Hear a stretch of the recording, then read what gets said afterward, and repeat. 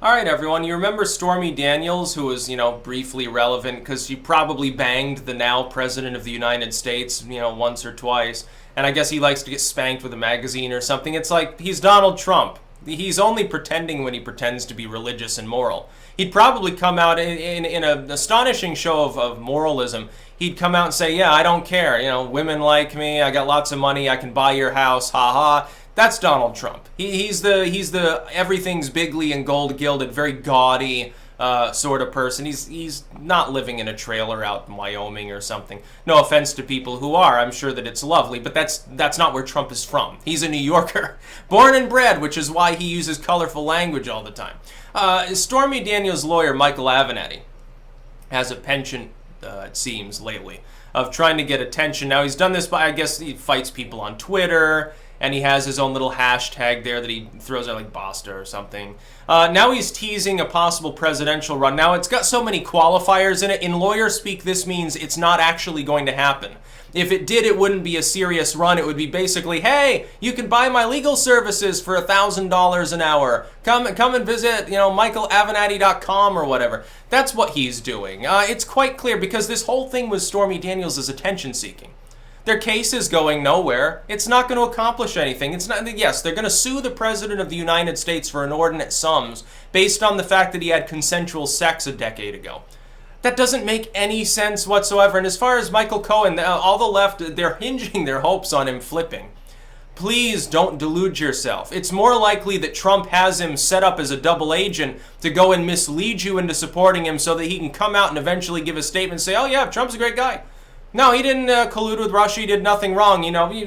Dubious practices as a businessman, maybe, because he's from New York City and he does real estate development, but nothing above and beyond the normal. As far as I know, he's not doing anything illegal. Prep his taxes and all this. I did the payout.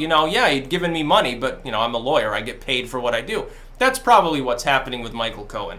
Don't delude yourselves. You're definitely building your house on shaky ground, on sinking sand at that point, to use maybe the more Christianized term. It's not going to work out well for you. Mueller comes out. Apparently, the report is today he's seeking additional DOJ resources. Why do you think he's seeking those sources? It's because he doesn't have shit right now, and he needs to dig more things up. Also, it's possible that he has found an expanded web around Paul Manafort, who seems to have actually been engaged in criminal activity. That doesn't mean that Donald Trump is not the direct subject of any form of his investigation at this point. It's gone from, hey, we're looking into the Russia stuff, to, hey, we found a big money laundering ring. It probably traverses multiple national borders. It's probably bipartisan and nonpartisan in nature. And yeah, it's been going on for a while, and it's bigly. That's what they're looking for. By the way, good luck to Mueller in exposing them for the criminals that they are if you do have such a ring going on. For political or non-political reasons, it's still a crime, I suppose.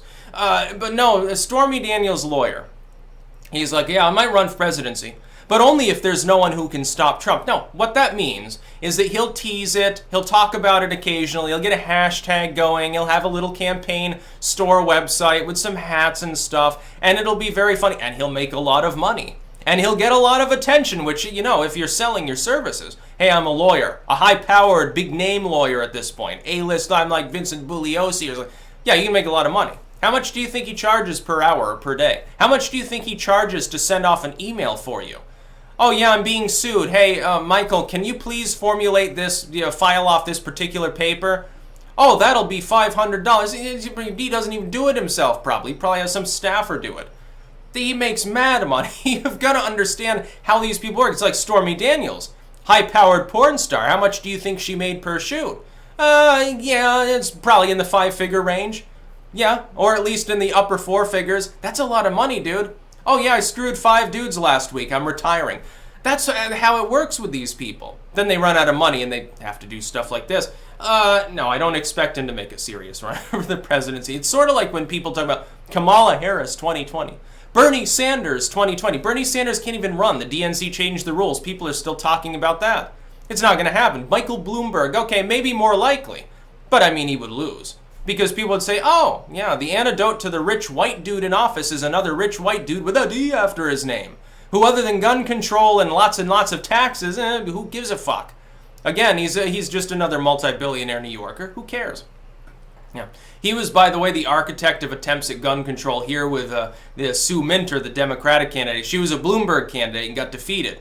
Then Phil Scott came along and passed basically Bloomberg gun control light. So it's like, I don't know why I bothered to vote against Sue Minter in the first place. I should have just voted for myself. I shouldn't have voted for Phil Scott. I'm not going to vote for him again. Apparently his approval is actually above 50, so he'll probably get reelected.